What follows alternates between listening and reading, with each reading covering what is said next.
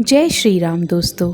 जय Hanuman power of devotion में एक बार फिर से आप सबका स्वागत है। कौन से भक्त हनुमान जी को स्पर्श नहीं कर सकते? इस प्रश्न को सुनते ही आपके दिमाग में, आपके मन में उत्तर आता होगा कि महिलाएं हनुमान जी को स्पर्श नहीं कर सकती। हम यहाँ उन पुरुष भक्तों की बात कर रहे हैं जो हनुमान जी को सिंदूर चढ़ाते हैं, उन्हें तेल चढ़ाते हैं, चोला अर्पित करते हैं, भोग प्रसाद इत्यादि अर्पित करते हैं। लेकिन क्या इसके भी कुछ नियम हैं? जी हाँ, इसके भी बहुत ज़रूरी नियम हैं जो आपको जानने चाहिए। इनमें सबसे पहला नियम आपको जानना चाहिए वो ये है कि अगर आप अपने घर के पास किसी मंदिर में जाते हैं और वहाँ की मूर्ति को टच करते हैं तो आपकी जो लाइफस्टाइल है वो तामसिक नहीं होनी चाहिए। तामसिक का मतलब है कि आप अगर प्याज लहसुन, आप नॉनवेज और शराब का सेवन करते हैं तो किसी भी मंदिर की मूर्ति को आपको टच नहीं करना चाहिए, स्पर्श नहीं करना चाहिए। हम आपके घरों के पास जो छोटे मंदिर होते हैं उनकी बात भी कर रहे हैं, क्योंकि जो बड़े मंदिर हैं वहाँ पर आपको अक्सर पुजारी, पंडित लोग मिलते हैं। लेकिन हमारे घर के पास बहुत ऐसे छोटे छोटे हनुमान जी के मंदिर होते हैं जहाँ पर हनुमान जी की एक सिंदूरी मूर्ति होती है और वहाँ कई बार ऐसा होता है कि वहाँ पर कोई पुजारी नहीं होता। तो हम क्या करते हैं, हम वहाँ जाते हैं, उनके दर्शन करते हैं, उनकी मूर्ति के सामने सर झुकाते हैं, उनके चरण को छूते हैं और उन्हें स्पर्श करके आते हैं। हम ये भूल जाते हैं कि हमारा खान पान किस तरीके का है। ये पूरी तरह से गलत है दोस्तों।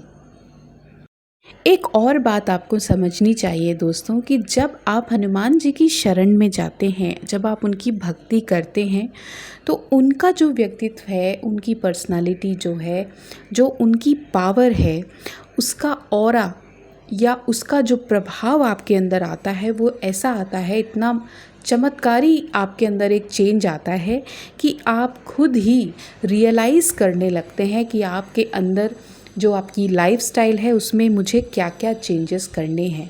आपको कई बार कोई भी फोर्स नहीं करेगा कि आप नॉनवेज खाइए या आप ड्रिंक कीजिए, लेकिन जब आप हनुमान जी की पूजा करेंगे आप खुद ही इन सब चीज़ों से दूर होना शुरू हो जाते हैं। तीसरी जो बात है, तीसरा जो नियम हमें याद रखना है वो ये है कि पूजा का जो मूल आधार है, किसी भी देव की पूजा में और स्पेशली हनुमान जी की पूजा में जो पूजा का आधार है वो किस तरीके का है? सात्विक है। सात्विक का मतलब प्याज लहसुन, मांसाहार, शराब और किसी भी तरीके का मद्य या नशा उसमें नहीं होना चाहिए। ब्रह्मचर्य का पालन करते हैं हनुमान जी, और ब्रह्मचर्य का मतलब सिर्फ शारीरिक नहीं होता है, मानसिक भी होता है, जिसको हम सेल्फ कंट्रोल कहते हैं। ये आपके अंदर धीरे धीरे आने लगता है और आप खुद इन सब चीज़ों से, इन बुराइयों से दूर होना शुरू हो जाते हैं।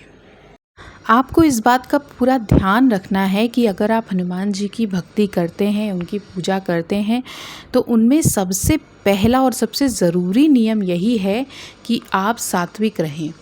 अगर आप सात्विक नहीं रह सकते, आपके घर में प्याज लहसुन बनता ही है, आपके घर में अंडा मांस मछली खाया जाता है, किसी भी तरीके की नशीली पदार्थ आपके घर में लोग कंज्यूम करते हैं, तो जब आपके घर में ये सब चीज़ों का सेवन होता है, नॉन वेज पकता है, तो उसकी जो स्मेल है, उसकी जो भाप है वो आपके घर के जो पूजा घर है उसमें भी जाती है।